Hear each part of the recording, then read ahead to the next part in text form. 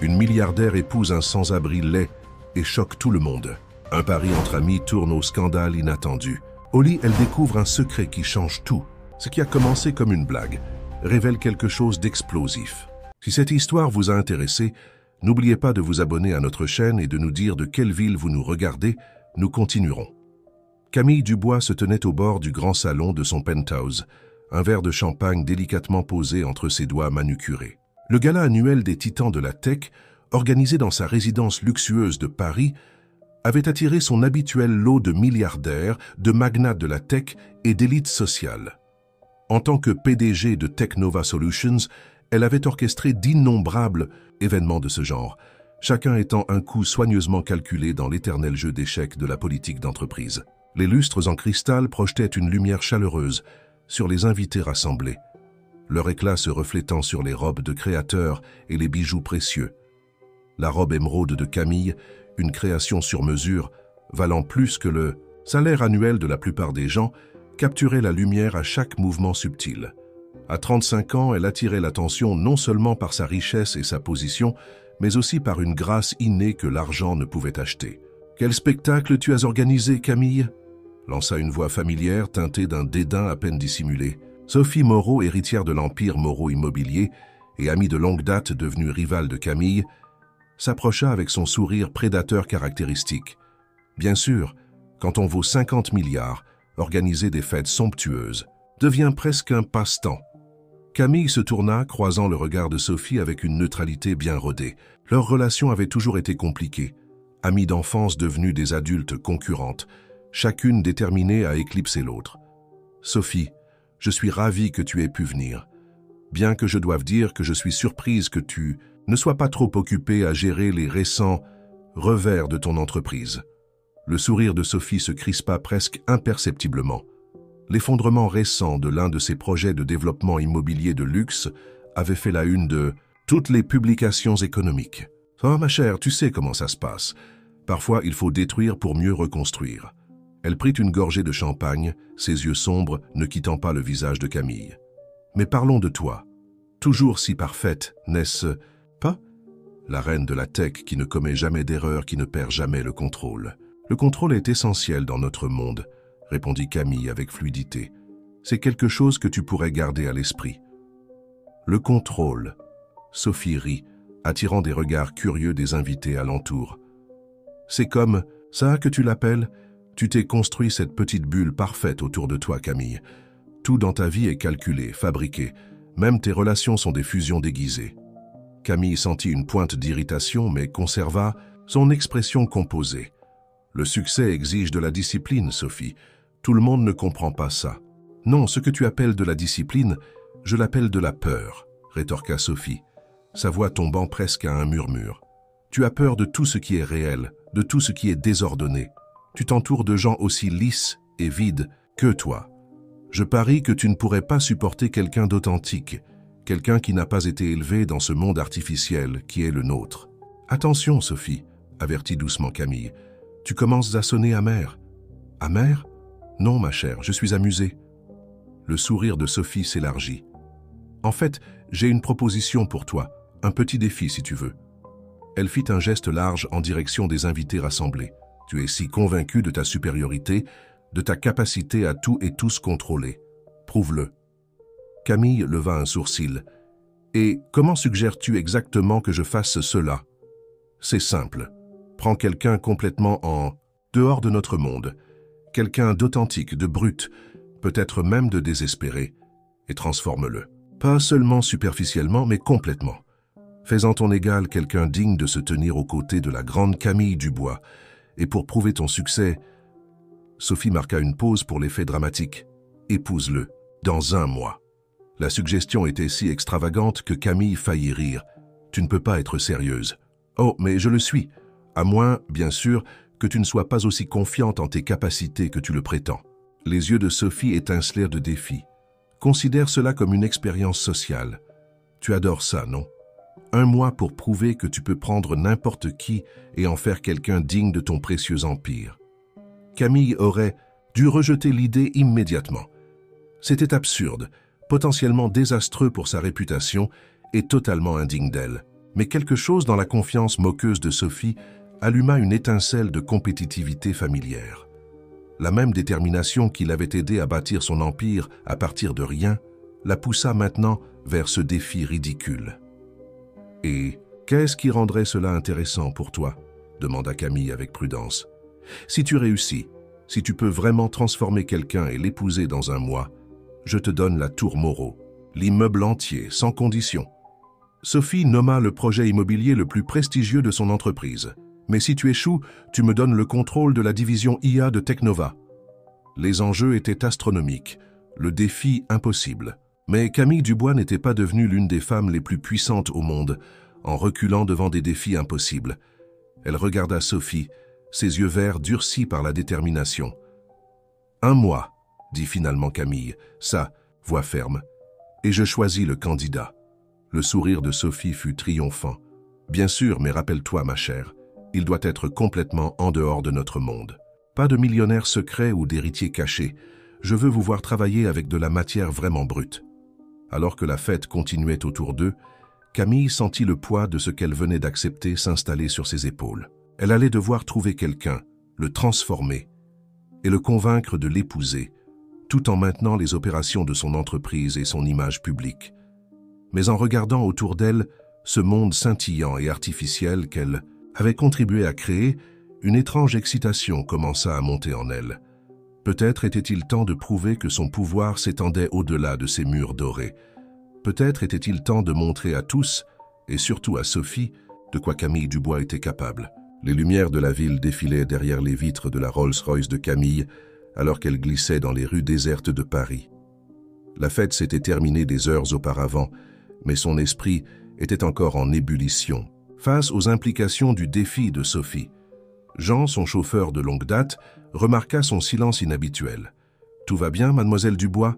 demanda-t-il, croisant son regard dans le rétroviseur. Camille faillit sourire à la question. Comment pouvait-elle expliquer qu'elle venait de parier des milliards sur une expérience sociale? « Je réfléchis, Jean. Prends le chemin le plus long pour rentrer, s'il te plaît. J'ai besoin de me vider la tête. » La voiture emprunta un itinéraire moins familier, serpentant à travers des quartiers de plus en plus modestes. Camille observa les gratte-ciel étincelants laisser place à des bâtiments plus ordinaires, son esprit parcourant les candidats potentiels pour son défi. Un artiste en difficulté peut-être, ou un entrepreneur prometteur mais encore inconnu. La voiture s'arrêta à un feu rouge sous un pont, et c'est là qu'elle le vit. Un homme était assis sur un banc usé, un panneau en carton posé à côté de lui. Mais contrairement à la posture défaitiste qu'elle aurait attendue de quelqu'un dans sa situation, il était assis droit, lisant un livre à la lumière crue du réverbère. « Jean, ralentis !» ordonna Camille, se penchant en avant pour mieux voir. L'homme semblait avoir la trentaine, bien qu'il soit difficile de le deviner sous la barbe mal entretenue et les vêtements usés. Ses possessions étaient rares, un sac à dos, ce qui ressemblait à un carnet, et le livre qu'il lisait.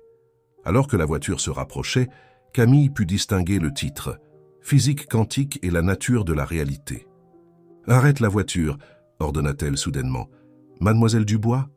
L'inquiétude de Jean était palpable. « Ce n'est pas le quartier le plus sûr. »« Tout va bien, Jean. Attends-moi ici. » Camille sortit avant qu'il ne puisse protester davantage, ses loups-boutins claquant sur le béton. L'homme leva les yeux à son approche, et Camille fut frappée par l'intelligence de son regard. Ses yeux étaient d'un bleu perçant, vif et alerte malgré sa situation. Il ne demanda pas immédiatement de l'argent ou de l'aide, mais la regarda s'approcher avec une curiosité prudente. « Un choix de lecture intéressant, » dit Camille, désignant le livre. Il jeta un coup d'œil au volume dans ses mains, puis la regarda à nouveau. « La théorie des cordes m'aide à mieux dormir que de compter les moutons. » Sa voix était cultivée, avec des traces de ce qui aurait pu être un accent académique. « Et comment ça marche pour toi ?»« À peu près aussi bien que à de porter des loups-boutins dans un refuge pour sans-abri, » répondit-il sèchement, en désignant ses chaussures du menton. Camille sentit ses lèvres frémir malgré elle. « Je suis Camille Dubois. Je sais qui tu es, » dit-il simplement. « Ton visage est sur la moitié des magazines tech de la ville. Bien que je dois admettre, je ne m'attendais pas à te voir ici. » Elle l'observa plus attentivement. Ses vêtements étaient usés mais propres. Sa posture trahissait une éducation. Et ses yeux Ses yeux contenaient quelque chose qui la fascinait. Un mélange de résignation et de défi, comme s'il avait accepté sa situation sans pour autant s'y soumettre. « Comment t'appelles-tu » Il hésita un instant. « Lucas. Lucas Martin. » « Quelle est ton histoire, Lucas Martin? Comment quelqu'un qui lit de la physique quantique se retrouve ici? » « C'est une longue histoire, » dit-il en fermant le livre. « Et ce n'est pas le genre de choses qu'on partage habituellement avec des milliardaires à minuit. » Camille prit alors une décision, qui s'avérerait soit brillante, soit désastreuse. « J'ai une proposition pour toi, monsieur Martin.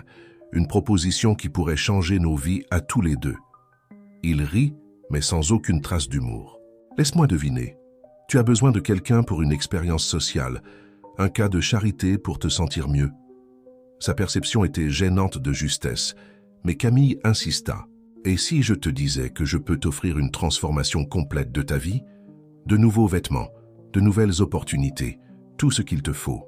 Tout ce que tu as à faire, c'est accepter que je t'aide à devenir quelqu'un qui pourrait évoluer dans mon monde. » « Et quel est le piège ?»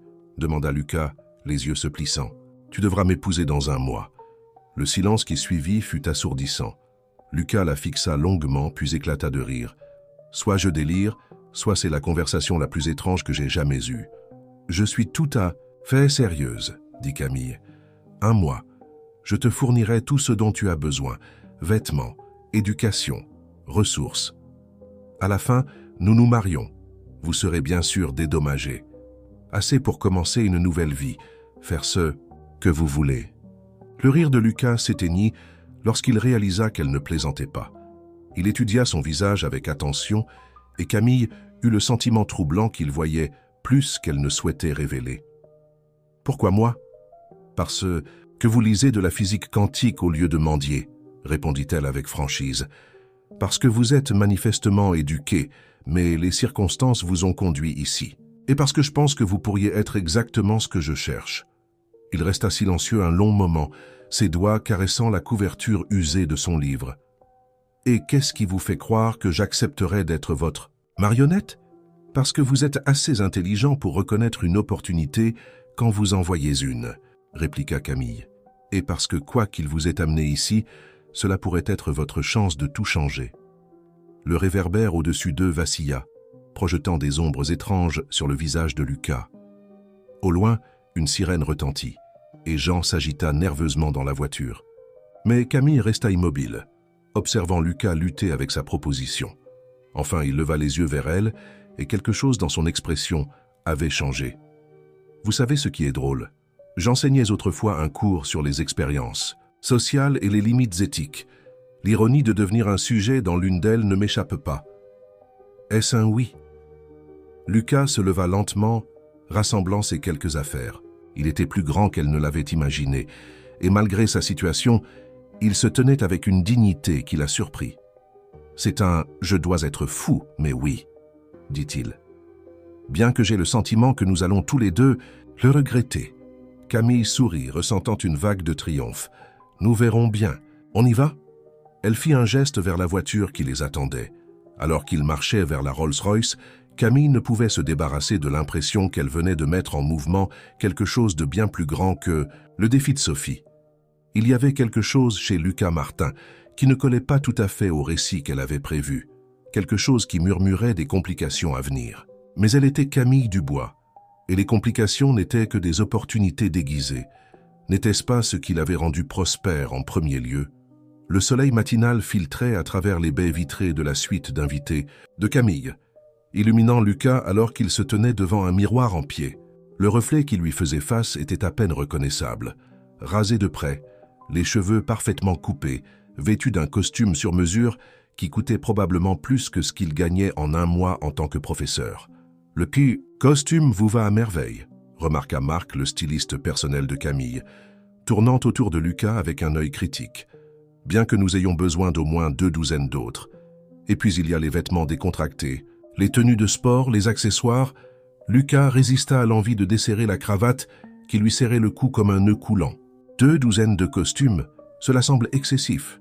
« Dans le monde de Madame Dubois, répondit Marc avec un sourire en coin, rien n'est excessif. » Les dernières 24 heures avaient été un tourbillon. Après avoir accepté la proposition étrange de Camille, Lucas avait été emmené à son penthouse, où une armée de professionnels s'était abattue sur lui. Des médecins pour un examen médical complet, des dentistes pour un sourire parfait, des stylistes pour une transformation totale, et maintenant ça, une séance d'essayage de vêtements qui semblait ne jamais devoir se terminer. Camille entra dans la pièce, impeccable dans un tailleur blanc, ses talons claquant sur le sol en marbre. Elle évalua Lucas avec le même regard calculateur qu'elle devait utiliser pour évaluer des acquisitions d'entreprise. « Beaucoup mieux », approuva-t-elle, « bien que votre posture ait besoin de travail. Dans mon monde, la confiance ne se ressent pas seulement, elle se montre. »« Drôle », répondit Lucas, croisant son regard dans le miroir. « Dans mon monde, la confiance vient des réalisations, pas de l'apparence. » Le sourcil parfait de Camille se souleva légèrement. « Et quelles seraient ces réalisations, monsieur Martin, celles qui vous ont conduit à ce banc sous le pont ?» La pique fit mal, mais l'expression de Lucas resta neutre. « Vous savez, pour quelqu'un qui investit autant dans ma transformation, vous semblez étrangement désireuse de me rappeler d'où je viens. » Une lueur de quelque chose, peut-être de la culpabilité, peut-être de l'intérêt, traversa le visage de Camille avant que son masque professionnel ne revienne. « Votre emploi du temps pour aujourd'hui, dit-elle, changeant de sujet tout, en lui tendant une tablette. Des leçons d'étiquette avec Madame Dupont à 10 heures, suivies d'une initiation à l'art contemporain avec le docteur Lefebvre, puis... En fait, interrompit Lucas, posant la tablette sur une table à proximité, j'ai une contre-proposition. Camille cligna des yeux, visiblement peu habituée à être interrompue. Une contre-proposition? Oui. Au lieu d'essayer de compresser des années de conditionnement social en quelques semaines, pourquoi ne me laissez-vous pas vous montrer ce que je sais déjà? Il se tourna vers elle complètement. Vous êtes tellement concentré sur ma transformation en quelqu'un qui s'intègre à votre monde que vous n'avez même pas demandé de quel monde je viens. Je ne vois pas comment... Le livre de physique quantique n'était pas juste une lecture légère, continua Lucas. Avant tout ça, j'étais professeur à l'école polytechnique. Physique théorique, spécialisée en informatique quantique. Ça vous dit quelque chose? Le masque parfaitement composé de Camille se fissura légèrement. L'informatique quantique était la prochaine frontière pour son entreprise, la technologie qui pouvait tout révolutionner. Vous dites que vous étiez chercheur en informatique quantique? Je dis, répondit Lucas, sa voix prenant une nuance de son ancien ton de conférencier, que peut-être cette transformation n'a pas besoin d'être à sens unique. Vous voulez m'apprendre votre monde? Très bien. Mais laissez-moi aussi vous apprendre le mien. Camille l'étudia longuement, ses yeux verts impénétrables. Finalement, elle se tourna vers Marc. « Laisse-nous, s'il te plaît. » Une fois seule, elle se dirigea vers la fenêtre contemplant la skyline de Paris. « Tu étais à l'école polytechnique, » dit-elle sans vraiment poser une question. « Quand ?»« Jusqu'à il y a 3 ans, » répondit Lucas, l'observant attentivement. « Je dirigeais le projet Cohérence quantique. Nous étions proches d'une percée, dans le maintien des états quantiques à température ambiante. Puis, tout s'est effondré. » Camille se retourna brusquement. « Le projet Cohérence? C'était toi ?»« Entre autres, » dit-il calmement, « bien que je sois sûr que les articles actuels ne mentionnent pas mon nom. » L'esprit de Camille tournait à toute vitesse. Le projet Cohérence quantique avait été révolutionnaire, son arrêt soudain un mystère dans la communauté scientifique. Son entreprise avait tenté d'acquérir la recherche, mais tous les documents avaient été scellés. « Pourquoi ne m'as-tu pas dit ça hier soir ?» Le rire de Lucas était amer. « Aurais-tu cru l'homme sous le pont s'il avait prétendu être un physicien quantique? De plus, tu n'étais pas vraiment intéressé par mes références. Tu cherchais un projet, tu te souviens. » Camille s'approcha, le regardant vraiment pour la première fois. Au-delà du costume coûteux et de la coupe de cheveux fraîche, elle vit quelque chose qu'elle avait manqué auparavant, l'allure de quelqu'un qui avait autrefois commandé le respect, qui avait traversé le monde avec autorité. « D'accord, dit-elle finalement. Tu veux que ce soit une voix à double sens. Très bien. Montre-moi ce que tu sais. Mais rappelle-toi, l'objectif n'a pas changé. Dans moins d'1 mois, tu dois être capable de convaincre le monde que tu mérites d'être à mes côtés. » « Oh, je me souviens de l'accord, » répondit Lucas, redressant sa cravate avec une nouvelle confiance. « Mais je pense que tu découvriras, mademoiselle Dubois, que je ne suis pas le seul à être transformé par cette expérience. » Comme pour ponctuer ces mots, une notification sonna sur le téléphone de Camille. C'était un message de Sophie. « J'ai entendu que tu avais trouvé ton projet. J'ai hâte de voir cet échec spectaculaire se dérouler. » Camille passa du message à Lucas, qui examinait à nouveau son reflet avec un œil critique. Elle l'avait choisi en pensant qu'il était une matière brute à modeler. Maintenant, elle se demandait si elle avait invité une force dans sa vie qu'elle ne pourrait pas contrôler aussi facilement qu'elle l'avait prévu. Mais, après tout, n'était-ce pas exactement ce qui rendait cela intéressant? Camille était assise dans son bureau privé, essayant de se concentrer sur les rapports trimestriels, tandis que son esprit dérivait sans cesse vers la scène qui se déroulait dans la bibliothèque de son penthouse. À travers le flux de sécurité sur l'un de ses écrans, elle pouvait voir Lucas engagé dans ce qui semblait être une discussion intense avec le docteur Lefebvre, son expert en art engagé. Non, non, vous passez complètement à côté de l'essentiel, disait Lucas, en désignant une projection d'un célèbre tableau abstrait. Les principes mathématiques sous-jacents à cette composition sont bien plus significatifs que sa valeur marchande. L'artiste a clairement été influencé par le nombre d'or, par des motifs que l'on retrouve répétés dans la nature. Le docteur Lefebvre, un historien de l'art distingué qui conseillait régulièrement des collectionneurs milliardaires, semblait à la fois offensé et fasciné. Camille se surprit à tendre la main vers le contrôle audio, augmentant le volume. « La valeur de l'art n'est pas déterminée par les mathématiques, monsieur Martin, » argumentait le docteur Lefebvre. « Il s'agit de signification culturelle, de contexte historique. Tout est mathématique, » interrompit Lucas, sa passion évidente. La façon dont nous percevons la beauté, les motifs qui plaisent à nos yeux, même les contextes historiques que vous mentionnez, ils suivent tous des principes mathématiques. Tenez, laissez-moi vous montrer. Il attrapa une tablette, esquissant rapidement quelque chose qui fit se pencher le docteur Lefebvre avec un intérêt soudain. Camille observa, surprise par l'autorité naturelle que dégageait Lucas, sans aucune de la sophistication artificielle qu'elle avait prévu de lui enseigner. Un coup à la porte de son bureau brisa sa concentration. « Entrez !» appela-t-elle, changeant rapidement l'écran pour afficher un tableau. Sophie entra avec désinvolture, impeccable dans un tailleur de créateur. « Ma chère, tu deviens négligente. Ton assistante n'a même pas essayé de m'arrêter. C'est parce que je lui ai dit de ne pas le faire, » répondit Camille avec froideur. « Je savais que tu ne résisterais pas à venir vérifier ta petite expérience. » Sophie s'installa dans un fauteuil, croisant les jambes avec élégance. « Peux-tu me blâmer? Les rumeurs vont déjà bon train. Camille Dubois recueillant un sans-abri. Les chroniqueurs People s'en donnent à cœur joie. »« Laisse-les parler, » dit Camille, bien qu'intérieurement, elle se fit la remarque de demander à son équipe de relations publiques de gérer la situation. « Oh, je compte bien les laisser faire, » sourit Sophie. « En fait, j'y compte. Plus cela deviendra public, plus ton échec sera divertissant. » Avant que Camille ne puisse répondre, son téléphone vibra avec un message du docteur Lefebvre. « Nous devons parler de monsieur Martin, immédiatement. »« Déjà des problèmes au paradis ?» demanda Sophie, remarquant le froncement de sourcils de Camille. « En fait, j'ai une réunion à laquelle je dois assister, » déclara Camille en se levant, lissant sa jupe. « N'hésitez pas à sortir par vous-même. » Elle trouva le docteur Lefebvre qui l'attendait dans la bibliothèque, mais Lucas était introuvable. « Où est-il » demanda-t-elle. « En train de se préparer pour sa prochaine leçon, je suppose, » répondit le docteur Lefebvre, semblant quelque peu perturbé. « Mademoiselle Dubois, nous devons discuter de votre candidat.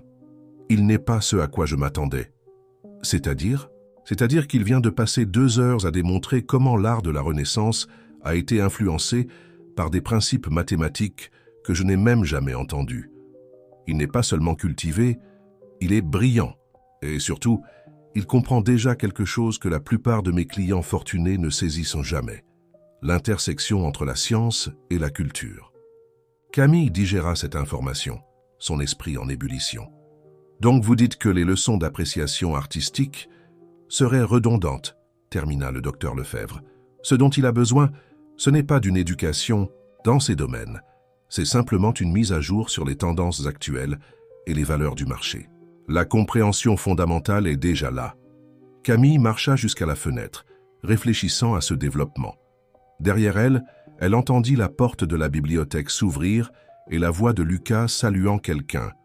Probablement son prochain instructeur. « Docteur Lefebvre, dit-elle finalement, j'ai besoin que vous fassiez quelque chose de différent. Au lieu de lui enseigner, commencez à l'introduire dans votre réseau.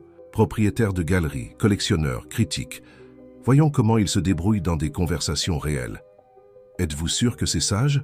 Si tôt? Non, admit Camille. Mais je commence à penser que mon approche habituelle ne fonctionnera pas ici. Après le départ du docteur Lefebvre, Camille resta dans la bibliothèque, écoutant la voix de Lucas provenir de la pièce voisine. Il semblait maintenant engagé dans une discussion détaillée sur l'économie internationale avec son prochain tuteur. Son téléphone vibra à nouveau. Un autre message de Sophie. « Je viens de voir la liste préliminaire des invités pour l'ouverture de la galerie Bernard la semaine prochaine. Tu ne penses pas sérieusement y dévoiler ton projet, si? C'est pratiquement un suicide. » Camille sourit, une idée prenant forme. L'ouverture de la galerie Bernard était en effet l'un des événements artistiques les plus exclusifs de la saison. Tous les grands noms de la scène sociale parisienne seraient là, prêts à juger et critiquer son choix de compagnon. C'était parfait. Elle se dirigea vers la porte de la salle d'études, observant Lucas expliquer avec brio les failles des modèles actuels de crypto-monnaies à un professeur d'économie perplexe. Sa confiance n'était ni feinte ni artificielle, c'était l'autorité naturelle de quelqu'un qui comprenait vraiment de quoi il parlait. « Lucas, l'appela-t-elle, interrompant la leçon. Que penses-tu des galeries d'art » Il leva les yeux, et quelque chose dans son expression lui dit qu'il savait exactement ce qu'elle manigançait. « Cela dépend si tu veux que je parle de l'art ou de ses fondements mathématiques. »« Les deux, » répondit-elle. « La semaine prochaine, nous allons en choquer plus d'un. » En retournant à son bureau, Camille réalisa que pour la première fois depuis le début de ce défi, elle ne pensait ni à gagner ni à perdre. Elle était véritablement curieuse de voir ce qui se passerait lorsqu'elle présenterait Lucas Martin, brillant, sans filtre et parfaitement authentique, à son monde soigneusement orchestré. La transformation qu'elle avait planifiée prenait un tour inattendu, et elle n'était plus tout à fait sûre de savoir qui transformait qui. La galerie Bernard scintillait comme un écrin, sa façade de verre moderne reflétant le soleil couchant.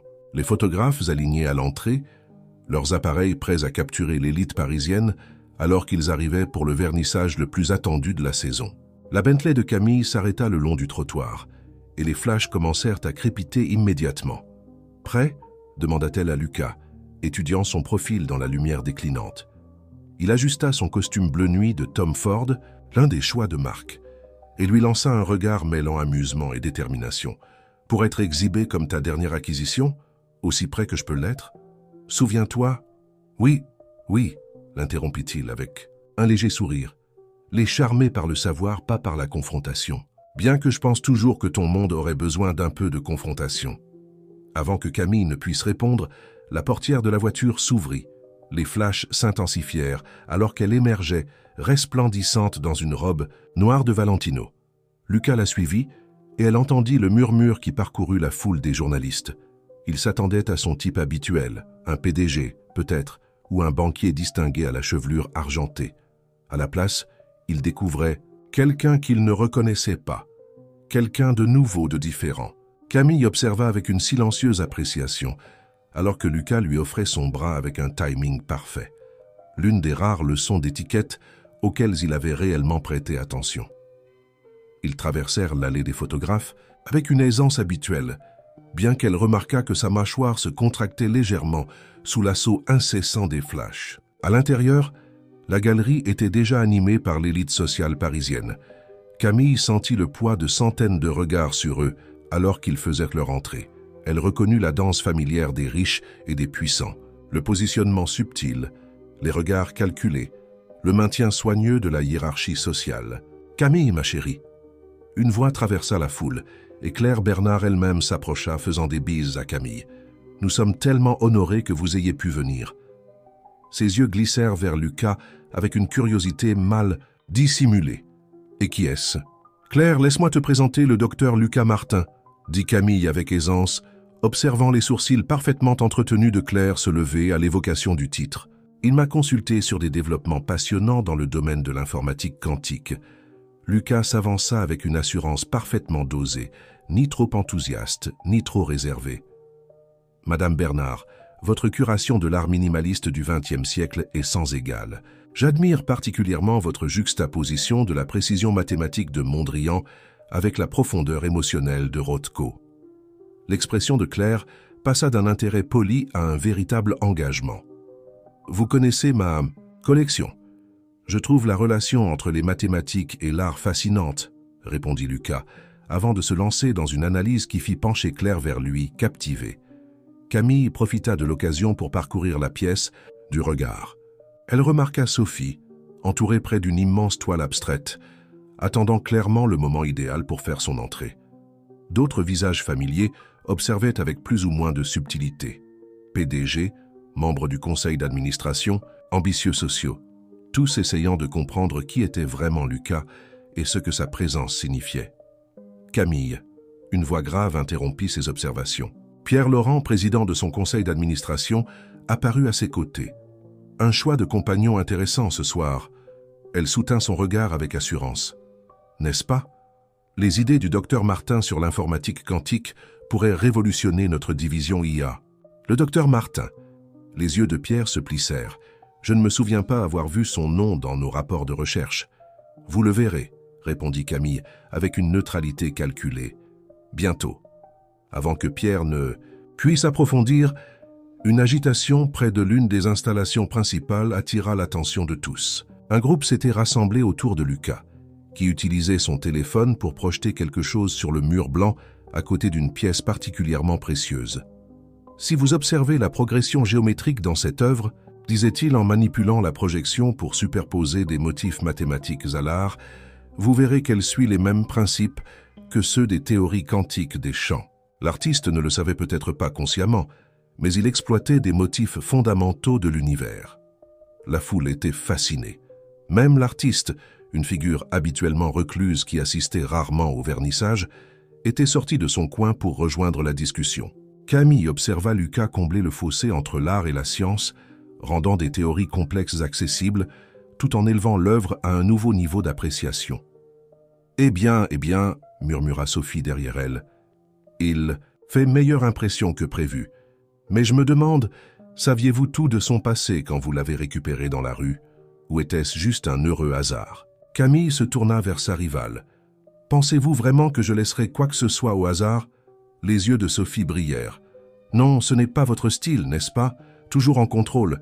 Mais dites-moi, Camille, que se passe-t-il quand votre contrôle parfait commence à glisser ?» Elle fit un signe de tête en direction de Lucas, maintenant engagé dans un débat animé sur la conscience et la créativité avec un groupe de visiteurs captivés. « Il ne suit pas ton scénario, n'est-ce pas? » « Peut-être que je ne suis pas aussi intéressé par les scénarios que tu le penses, » répondit Camille avec froideur. « Ou peut-être, » répliqua Sophie, « que tu perds le contrôle de ta petite expérience. Fais attention, Camille. Parfois, nos projets ont une fâcheuse tendance à devenir inopinément réels. » Comme si c'était prévu, la voix de Lucas s'éleva légèrement au-dessus du bruit ambiant de la galerie. Le problème avec le marché de l'art contemporain, ce n'est pas l'art, c'est l'inflation artificielle de la valeur basée sur rien, de plus qu'un consensus social et de la manipulation. C'est de l'économie quantique dans ce qu'elle a de plus absurde. Camille vit le sourire de Claire Bernard se figer, remarqua les sourcils de Pierre Laurent se lever, observa les ondes de malaise et d'intrigue se propager parmi les invités rassemblés. Ce n'était pas prévu. Ce n'était pas le scénario soigneusement préparé qu'elle avait imaginé. C'était Lucas Martin brillant et sans filtre, remettant en question les fondements mêmes de leur monde. Et le plus étrange, Camille se surprit à retenir un sourire. « Excuse-moi », te dit-elle à Sophie, se dirigeant déjà vers la foule grandissante autour de Lucas. « Je crois que mon compagnon est sur le point de déclencher une révolution dans la théorie de l'art. » Le rire de Sophie la suivit. « Oh, ma chère, il commence bien plus que ça. La question est, es-tu prête pour cela ?»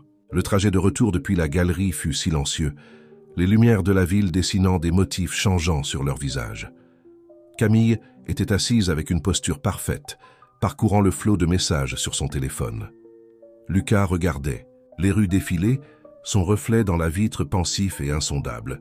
« Ton président du conseil d'administration a appelé 3 fois, » dit enfin Camille, sans lever les yeux de son écran.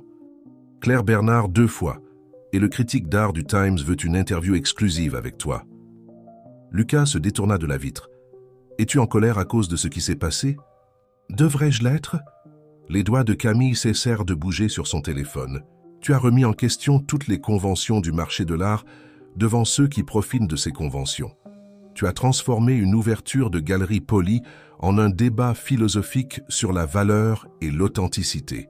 Tu les as fait réfléchir, » acheva Lucas. « Quand était la dernière fois que quelqu'un dans cette pièce a dû vraiment réfléchir à pourquoi il croit ce qu'il croit ?» Camille le regarda enfin. Vraiment le regarda. La transformation de la semaine dernière était remarquable. Le costume coûteux, l'apparence soignée, l'attitude confiante. Mais ce qui la frappa le plus, c'était ce qui n'avait pas changé. Cette intensité implacable, cet esprit brillant, qui refusait d'être contenu par les convenances sociales. « Tu es censé apprendre notre monde », dit-elle, mais sans véritable reproche dans sa voix. « Peut-être que ton monde a aussi besoin d'apprendre quelque chose. » Lucas se tourna complètement vers elle. « Tu as créé ce système parfait, Camille, cet écosystème soigneusement équilibré de pouvoir et d'influence. Mais à quoi ça sert tout ça? Qu'est-ce que tu construis vraiment? »« Je construis des choses qui changent le monde, » répondit-elle automatiquement. « Non, » dit Lucas en se penchant légèrement vers l'avant. « Tu construis des choses qui rapportent de l'argent. Ce n'est pas la même chose. » La voiture s'arrêta devant l'immeuble de Camille, mais aucun d'eux ne fit un geste pour sortir. Le chauffeur, sentant la tension, resta silencieux à l'avant. « Quand j'étais à l'école polytechnique, » continua Lucas, sa voix plus douce maintenant, « je travaillais sur quelque chose qui aurait pu révolutionner l'informatique quantique. Pas pour le profit, ni pour le pouvoir, mais parce que cela aurait fait avancer la connaissance humaine. Cela aurait ouvert des portes dont nous ignorions même l'existence. »« Qu'est-ce qui s'est passé ?» demanda Camille, bien qu'une partie d'elle soupçonnait déjà la réponse. « Les intérêts corporatifs sont entrés en jeu.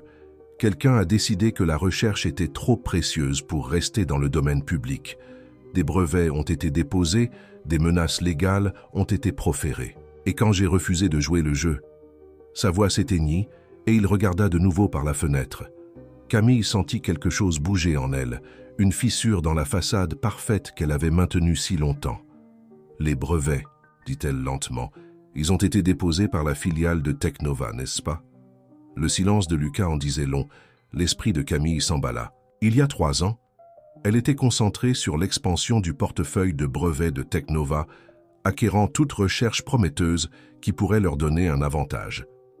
Elle n'aurait même pas vu les détails de cette acquisition en Saint-Matthieu particulier.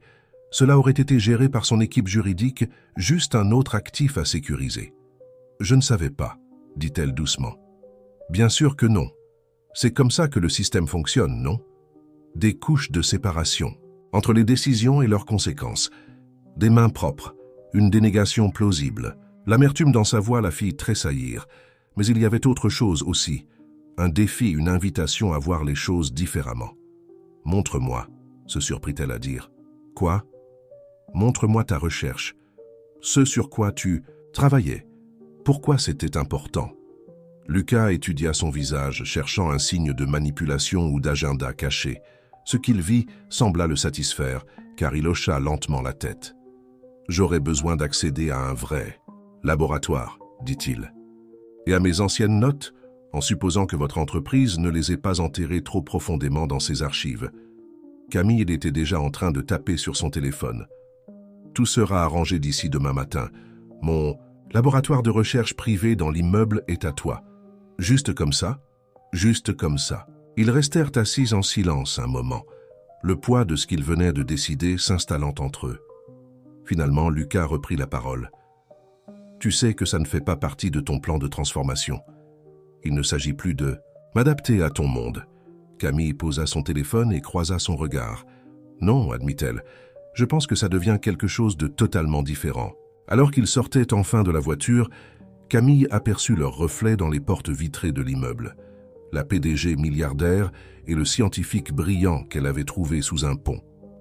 Mais les frontières entre professeurs, qu'élèves, bienfaiteurs et projets s'estompaient. Quelque chose de nouveau prenait forme, quelque chose qu'aucun des deux n'avait prévu. Et quelque part dans la ville, Sophie devait probablement célébrer ce qu'elle voyait comme l'effondrement du plan parfait de Camille. Elle ne pouvait pas savoir que parfois, les transformations les plus puissantes viennent du lâcher-prise total. Le laboratoire de recherche privé de Camille occupait tout le 48e étage de son immeuble.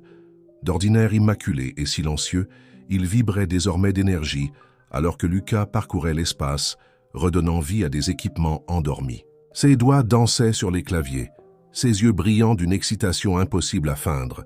« Le système d'archivage de ton entreprise est impressionnant », dit-il, sans quitter son écran des yeux. Bien que je ne sois pas surpris qu'il ait enterré mes recherches sous des couches de classification. Camille le regardait travailler, frappé par la façon naturelle dont il dominait l'espace. Il ne restait plus aucune trace de l'homme trouvé sous le pont. Dans son élément, Lucas Martin était une force de la nature. « J'ai trouvé », s'exclama-t-il soudain, et l'écran holographique principal s'illumina d'équations et de diagrammes complexes. 3 ans de travail juste là. Ils n'ont pas pu tout effacer. Trop de systèmes interconnectés l'auraient remarqué. Camille s'approcha de l'écran, essayant de déchiffrer les motifs tourbillonnants et les formules mathématiques. « Explique-moi, dit-elle. Pas la version résumée pour les entreprises. Montre-moi ce qui a rendu tout ça digne de ce que tu as traversé. » Lucas s'arrêta, se tournant vers elle. Quelque chose dans son ton avait dû le convaincre de sa sincérité, car son visage s'adoucit, empreint de la même passion qu'elle avait vue à la galerie. Les ordinateurs quantiques traditionnels, c'est comme essayer de diriger un orchestre dans un ouragan, commença-t-il en manipulant l'écran.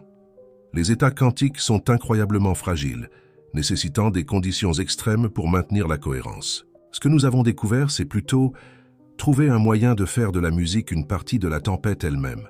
L'écran changea, montrant une simulation de particules quantiques dansant en motifs complexes.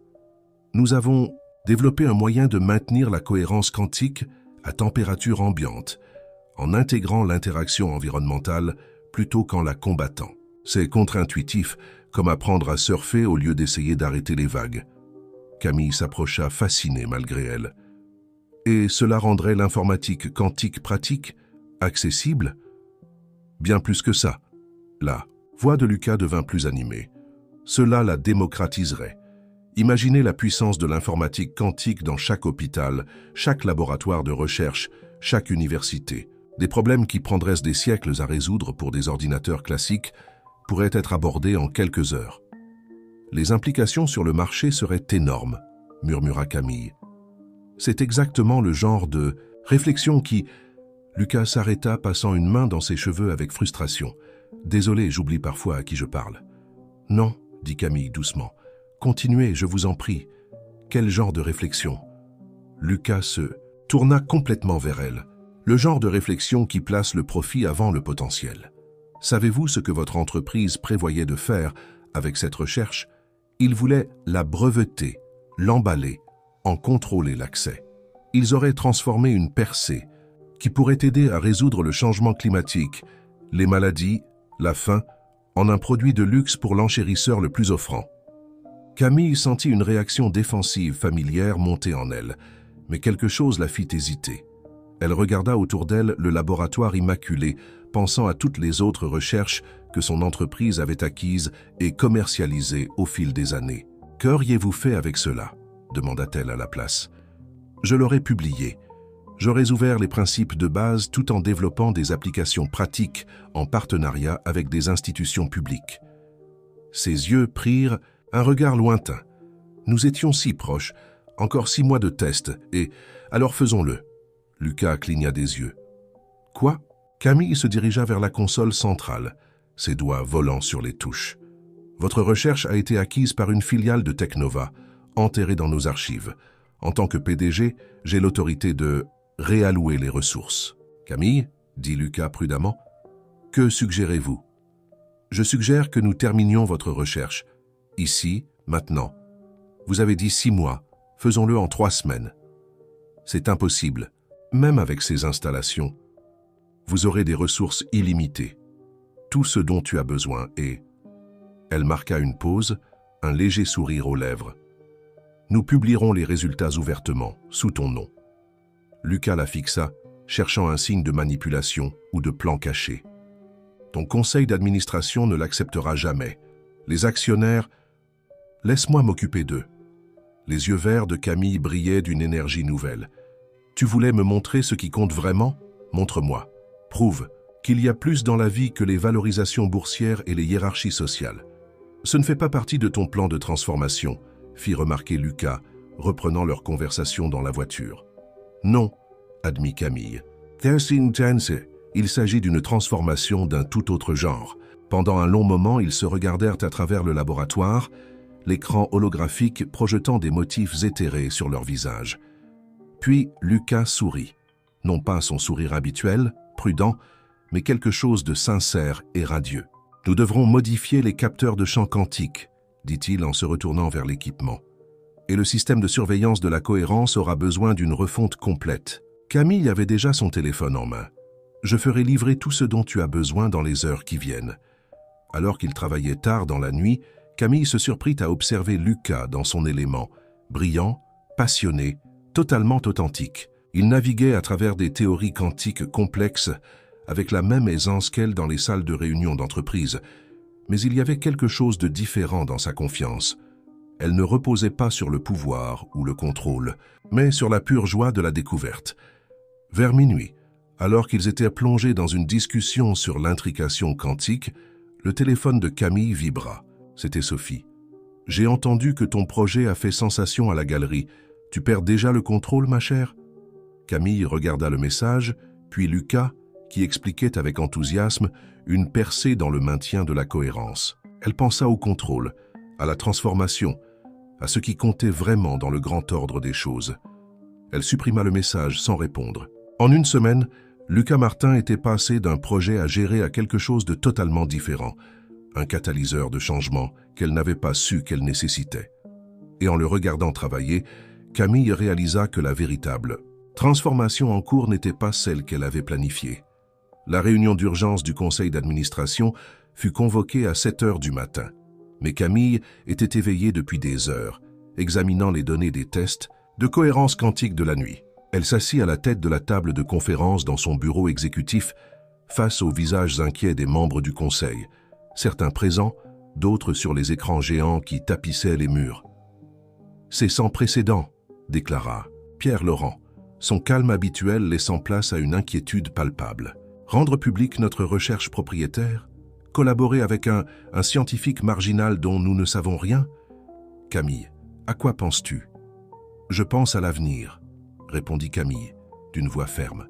« À une innovation qui pourrait changer le monde. »« Le monde ne paie pas de dividendes, » intervint un autre membre du conseil. « Nos actionnaires ont investi dans une entreprise qui promet de mener l'avenir de la technologie. » Coupa Camille. « C'est exactement ce que nous faisons.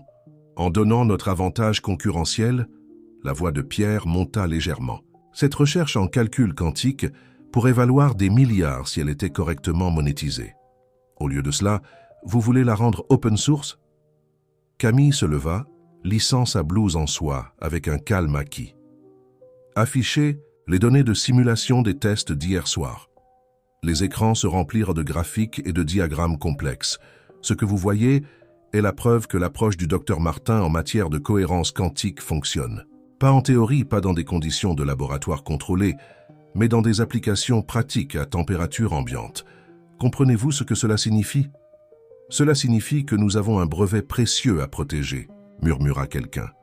Non, la voix de Camille trancha l'air comme une lame.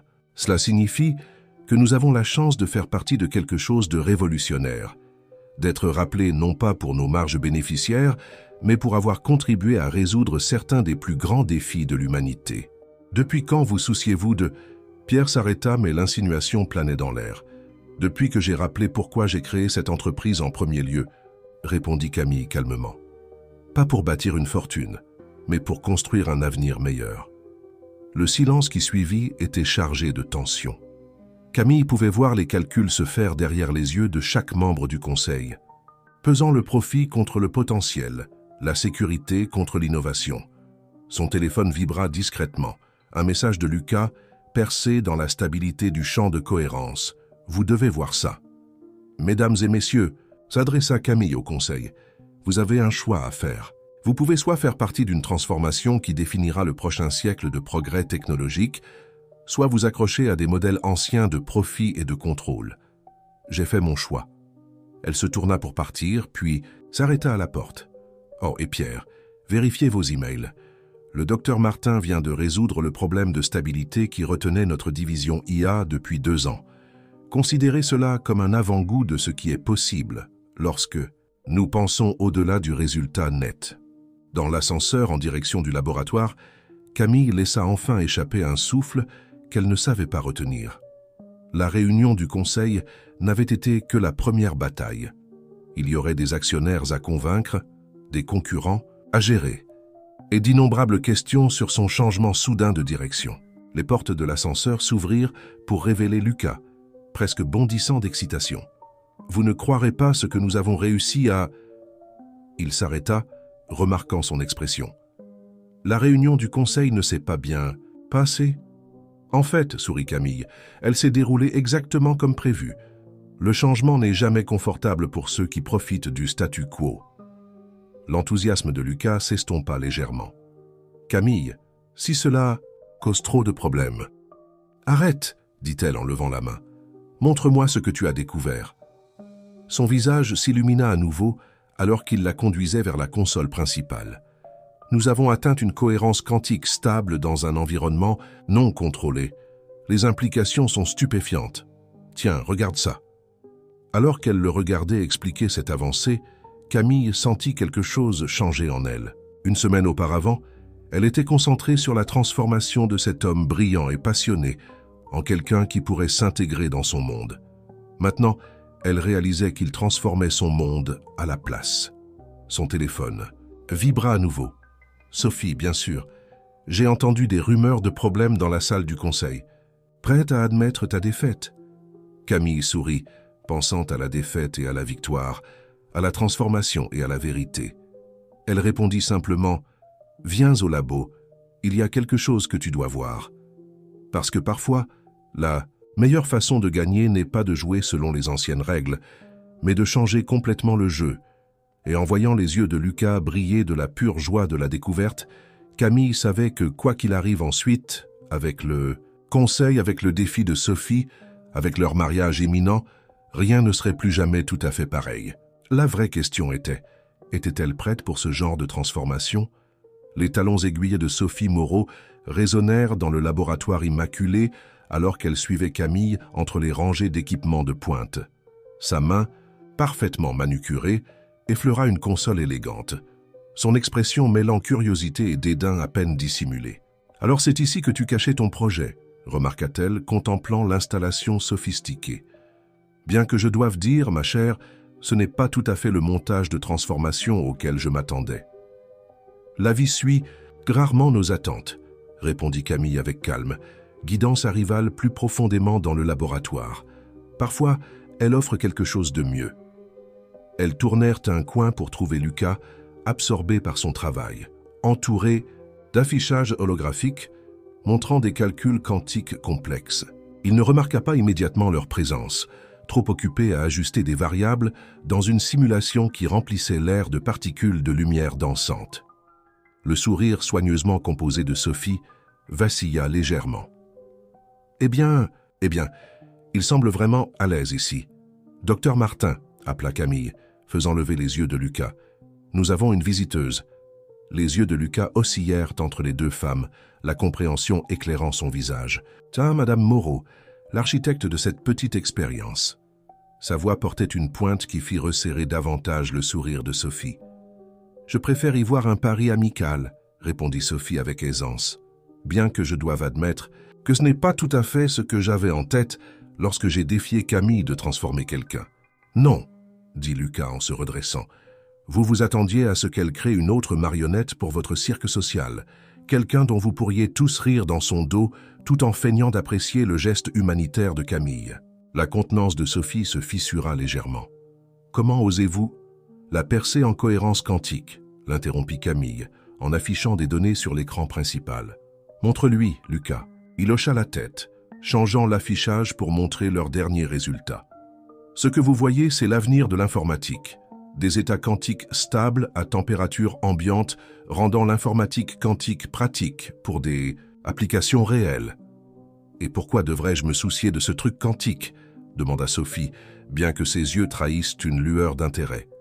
Parce que, avança Camille, cette technologie pourrait tout révolutionner, de la recherche médicale aux solutions pour le changement climatique. Et au lieu de la garder enfermée pour le profit, nous la rendons open source. Le rire de Sophie fut acéré. « Oh ma chère, c'est donc ce qu'il t'a fait? La grande Camille Dubois, qui donne des milliards de profits potentiels? Vos actionnaires doivent être ravis. Certaines choses valent plus que l'argent, » répondit Camille calmement. « Écoute-toi. » La contenance de Sophie se brisa enfin. Ce n'était pas le deal. Tu étais censé prouver ton pouvoir en le transformant en l'un des nôtres. Au lieu de cela, il te transforme en quoi? Une sorte de philanthrope d'entreprise? Non, intervint Lucas, se plaçant aux côtés de Camille. Elle se souvient de qui elle était avant que des gens comme vous ne la convainquent que le pouvoir ne vient que du contrôle. Les yeux de Sophie se plissèrent. Des gens comme moi? Je connais Camille depuis notre enfance. Je sais exactement qui elle est. Une perfectionniste qui a besoin de tout et de tous contrôler autour d'elle. Ce petit spectacle ne change rien à cela. Tu as raison, dit Camille, les surprenant tous les deux. Je suis une perfectionniste. J'aime le contrôle, mais je commence à réaliser que la vraie perfection ne consiste pas à tout contrôler. C'est savoir quand. Lâcher prise. Quelle inspiration! La voix de Sophie dégoulinait de sarcasme. Mais n'oublie pas notre accord, il te reste une semaine pour présenter un homme transformé digne de ton statut social. Et bien que son petit projet scientifique soit fascinant, je ne vois personne qui pourrait. En fait, coupa Lucas en affichant un autre écran, je voulais discuter de quelque chose avec vous deux. L'écran se remplit de données financières familières. En accédant aux archives de l'entreprise pour mes recherches, je suis tombé sur des transactions intéressantes entre les filiales de Technova Solutions et Moreau Immobilier. Le visage de Sophie pâlit. Qu'est-ce que tu insinues? Il y a 3 ans, quand mes recherches ont été arrêtées, certaines propriétés ont changé de main à des prix étrangement bas.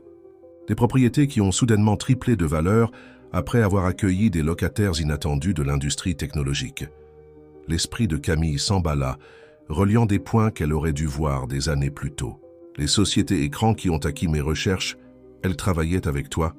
Camille, la voix de Sophie avait une note d'avertissement. Réfléchis bien à ce que tu suggères. Je l'ai déjà fait, dit Lucas, calmement. Pendant 3 ans, je n'ai pensé à rien d'autre. À la façon dont le travail de ma vie a été volé, à la façon dont j'ai tout perdu. Mais tu sais ce qui est intéressant?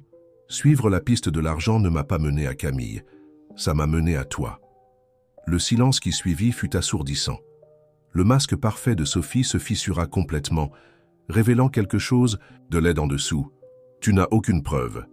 En fait, Camille se déplaça vers une autre console, ses doigts volant sur le clavier. Nous en avons. Et elles sont en train d'être envoyées à l'AMF en ce moment même. Le rire de Sophie avait une pointe d'hystérie. Tu n'oserais pas. Pense au scandale, aux dommages pour ta réputation. Ma réputation. Camille s'approcha de son ancienne amie, sa voix douce mais tranchante comme de l'acier. Ma réputation a été bâtie sur l'innovation et l'excellence, pas sur la manipulation et le vol. Je préfère être connu pour avoir fait ce qui est juste que pour maintenir une image que tu as aidé à créer. Les yeux de Sophie allaient de l'un à l'autre, calculant. Finalement, ses épaules s'affaissèrent légèrement. « Qu'est-ce que vous voulez ?»« Ton retrait du défi, » dit Camille fermement, « et ta démission de tout poste qui pourrait influencer. L'acquisition de recherches techniques. C'est tout ?» La surprise de Sophie était sincère. « Pas d'exposition publique, pas de vengeance ?» « Contrairement à toi, » répondit Lucas, « nous préférons construire plutôt que de détruire. » Sophie les regarda longuement, une émotion presque sincère traversant son visage. « Vous avez vraiment changé, » dit-elle finalement à Camille. « Vous avez tous les deux changé. » Alors que le bruit des talons de Sophie s'éloignait dans le couloir, Camille se tourna vers Lucas. « Tu as eu cette preuve depuis le début, n'est-ce pas? Depuis avant que je te trouve sous ce pont ?» Son sourire était à la fois triste et triomphant. J'avais besoin de comprendre qui était vraiment responsable, et je devais savoir si tu en faisais partie ou si tu n'étais qu'un pion dans le jeu de quelqu'un d'autre. Et maintenant? Maintenant? Dit-il en tendant la main vers elle. Je pense que nous savons tous les deux exactement où nous en sommes. Camille regarda leurs doigts entrelacés, pensant à la transformation et à la vérité, au contrôle et au lâcher-prise. Le défi qui avait tout déclenché semblait désormais trivial, comparé à ce qu'ils avaient réellement découvert. « Nous avons encore un mariage à organiser », lui rappela-t-elle doucement. « Oui », acquiesça-t-il en se retournant vers les écrans quantiques. « Mais d'abord, changeons le monde. » La nouvelle du congé sabbatique soudain de Sophie Moreau du conseil d'administration de son entreprise a fait des vagues dans les cercles sociaux parisiens. Les spéculations allaient bon train. Tout, du stress au scandale, était évoqué, mais le nom de Camille était remarquablement absent des rumeurs. Elle avait d'autres choses à régler. La salle du conseil. De Technova, autrefois un champ de bataille de politique d'entreprise, s'était transformé en quelque chose ressemblant à un symposium scientifique. Lucas se tenait devant les membres du conseil et les actionnaires assemblés, expliquant les implications de leur percée en cohérence quantique avec la même passion qu'il avait montrée dans le laboratoire. En rendant cette technologie open source, disait-il, nous positionnons Technova non seulement comme un leader du marché, mais aussi comme un pionnier de l'innovation collaborative. Les applications que nous développons en interne généreront toujours des revenus substantiels. Mais la communauté scientifique élargie contribuera à faire progresser la technologie d'une manière que nous ne pourrions pas réaliser seuls. Camille observait depuis son siège à la tête de la table, notant les expressions changeantes sur les visages autour d'elle. Le scepticisme initial laissait place à autre chose, de l'excitation, des possibilités, de l'espoir. « Docteur Martin », intervint Pierre Laurent, son hostilité précédente remplacée par un respect à contre-cœur, votre proposition remet en question tout ce que nous pensions savoir sur la recherche et le développement en entreprise. Mais je dois admettre que les avantages potentiels sont convaincants. Tout comme les implications en termes de relations publiques, ajouta Elodie Chen, responsable du marketing. Être perçu comme l'entreprise qui a démocratisé l'informatique, quantique, c'est le genre de réputation que l'argent ne peut pas acheter. Camille se leva, attirant tous les regards sur elle. Il y a 3 semaines, j'ai pris une décision que beaucoup d'entre vous ont remise en question. J'ai choisi de faire confiance à quelque chose de plus grand que nos indicateurs de réussite habituels. Aujourd'hui, je vous demande de faire le même choix. Le vote qui suivit fut unanime, une première dans l'histoire de Technova. Alors que les membres du conseil sortaient, beaucoup s'arrêtèrent pour serrer la main de Lucas ou lui offrir leurs félicitations. Camille remarqua qu'aucun d'entre eux ne mentionna ses circonstances passées ou ne remit en question sa présence. Il avait gagné leur respect non par une transformation artificielle, mais par la force pure de son intelligence et de son intégrité. Plus tard dans la soirée, ils se tenaient ensemble sur le balcon du penthouse de Camille, regardant le coucher de soleil peindre la ligne d'horizon de la ville en nuances d'or et de violet. Lucas avait desserré sa cravate, certaines habitudes d'informalité persistaient, mais il avait par ailleurs tout l'air du scientifique distingué qu'il avait toujours été. « À quoi penses-tu » demanda Camille, remarquant son expression contemplative. « Je pensais à cette nuit sous le pont, » répondit-il, « à propos de la façon dont tu es arrivé dans ta tenue parfaite et ta vie parfaite, en proposant de me transformer. Ce n'était pas mon meilleur moment, » admit Camille avec un petit sourire. « Vraiment ?» Lucas se tourna vers elle. « Ça nous a menés ici, non ? Bien que je ne pense pas que l'un de nous s'attendait à ce genre de transformation. » Camille pensa à la femme qu'elle était il y a quelques semaines, si sûre de son pouvoir, si convaincue que le contrôle était la clé du succès. « Je pensais que j'allais changer ta vie, dit-elle doucement. Au lieu de ça, tu as changé la mienne. Nous nous sommes transformés mutuellement, corrigea Lucas, en tendant la main vers elle. Tu m'as redonné ma voix quand le monde m'avait réduit au silence. Tu ne t'attendais juste pas à ce que je l'utilise pour remettre en question ta vision du monde. La remettre en question, tu l'as complètement bouleversée. » Le rire de Camille était dépourvu d'amertume, seulement empreint d'émerveillement. Tout ce que je pensais savoir sur le succès, sur le pouvoir, sur ce qui compte, tu m'as fait tout remettre en question. Et maintenant, Camille serra sa main. Je pense que je comprends enfin à quoi ressemble le vrai succès. Ce n'est pas de tout contrôler, c'est d'avoir le courage de lâcher prise et de faire confiance à quelque chose de plus grand que soi. Lucas la rapprocha de lui, son expression sérieuse. En parlant de lâcher prise, le défi est terminé. Sophie est partie. Nous n'avons pas à aller jusqu'au mariage si tu ne le veux pas. Camille sentit son cœur faire un bond. Est-ce que tu essayes de te retirer, docteur Martin? En fait, il sourit de ce sourire brillant et sincère qui avait attiré son attention dès le début. J'essaye de te donner une porte de sortie. Les termes de ton accord avec Sophie sont caducs. Tu es libre de... Elle le fit taire d'un baiser, les surprenant tous deux par sa spontanéité. Quand ils se séparèrent enfin, la parfaite maîtrise de Camille était légèrement ébranlée, mais ses yeux étaient clairs et déterminés.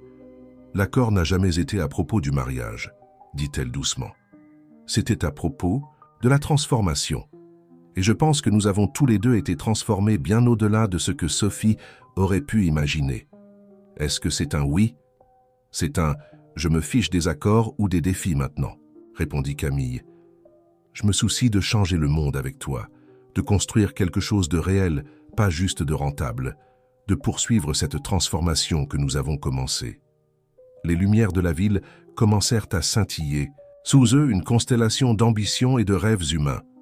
Dans sa poche, le téléphone de Camille vibrait avec des messages de membres du conseil d'administration, de journalistes et de contacts sociaux, tous désireux d'en savoir plus sur la nouvelle direction révolutionnaire de Technova Solutions. Mais pour l'instant, elle les laissait attendre.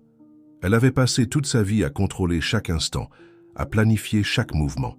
Ce soir, elle voulait simplement rester ici avec l'homme brillant qui avait fait irruption dans sa vie, avec un livre de physique quantique et une détermination à tout changer. Alors, dit enfin Lucas, devrions-nous commencer à planifier un mariage qui nous ressemble vraiment et non pas un mariage pour prouver quelque chose aux autres? Camille pensa à tous les mariages mondains auxquels elle avait assisté, des démonstrations parfaitement orchestrées de richesse et de statut. En fait, sourit-elle, j'ai quelques idées pour transformer cette tradition aussi. Leur rire flotta au-dessus de la ville, portant avec lui la promesse du changement, de l'authenticité, d'un avenir qu'aucun d'eux n'aurait pu imaginer il y a quelques semaines. Parfois, Camille comprenait que les plus grandes transformations surviennent lorsqu'on cesse de vouloir les contrôler et qu'on les laisse simplement se déployer. Le visage de la planificatrice de mariage était une étude en horreur à peine dissimulée, alors que Camille exposait sa vision pour la cérémonie. Elodie Chen, la meilleure organisatrice d'événements de Paris, avait organisé d'innombrables mariages d'élite, mais rien de tel. « Laissez-moi m'assurer que je comprends bien », dit Elodie avec précaution, sa tablette tremblant légèrement dans ses mains soignées. « Vous voulez tenir la cérémonie au Palais de la Découverte », confirma Camille, parcourant des plans sur sa tablette, dans l'espace d'exposition de physique quantique, avec des installations interactives sur notre percée scientifique dispersée dans tout le lieu, ajouta Lucas, depuis sa position près de la fenêtre, où il affinait des calculs sur un écran holographique. Nous voulons que ce soit à la fois éducatif et festif. Les sourcils parfaits d'Élodie se froncèrent. Mais qu'en est-il du Plaza? Nous l'avions réservé, et tous les magazines mondains s'attendaient à... C'est exactement pour ça que nous changeons, interrompit doucement Camille. Il ne s'agit plus de répondre aux attentes, il s'agit de créer quelque chose de significatif. La planificatrice de mariage les regarda tour à tour, visiblement en difficulté pour concilier cela avec tout ce qu'elle savait de Camille Dubois. Et la liste des invités, les noms habituels de la haute société, seront rejoints par des scientifiques de renom, des chercheurs et des étudiants des universités locales, dit Lucas. Nous invitons également des résidents du refuge près de l'endroit où Camille m'a trouvé, des gens qui pourraient bénéficier de voir ce qui est possible quand quelqu'un croit en vous. La tablette d'Élodie glissa légèrement dans sa main. Le refuge, mais les implications en termes de sécurité, rien que, ont toutes été gérées, assura Camille. Et au lieu de cadeaux de mariage, nous demandons aux invités de contribuer à une nouvelle fondation que nous créons. Elle financera des initiatives de recherche et d'éducation en informatique quantique pour les étudiants défavorisés. La planificatrice de mariage s'affaissa sur une chaise, son professionnalisme enfin fissuré. « Mademoiselle Dubois, je vous connais depuis des années. Vous avez toujours été axée sur la perfection, sur le maintien de certains standards. Ceci est si différent de vous. » Camille échangea un sourire avec Lucas. « En fait, Élodie, c'est exactement moi. Je viens enfin de comprendre à quoi ressemble la vraie perfection. Après le départ d'Élodie, qui marmonnait encore à propos de logistique et d'attente sociale, Lucas s'approcha du bureau de Camille. « Tes amis de la haute société vont être scandalisés. »« Tant mieux, » répondit Camille en affichant la liste des invités. « Peut-être que cela les fera réfléchir à autre chose qu'à leur prochaine soirée caritative. » En parlant de réflexion, l'expression de Lucas devint sérieuse.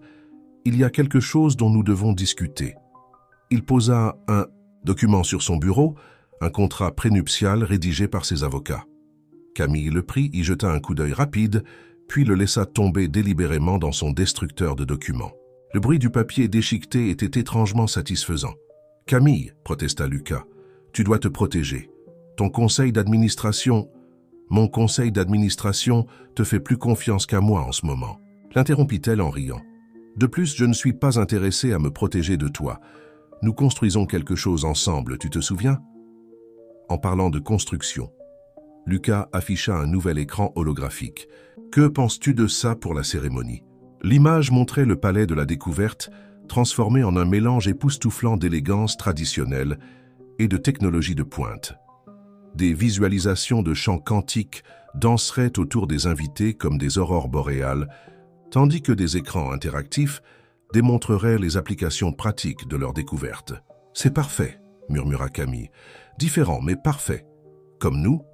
Les yeux de Lucas pétillèrent.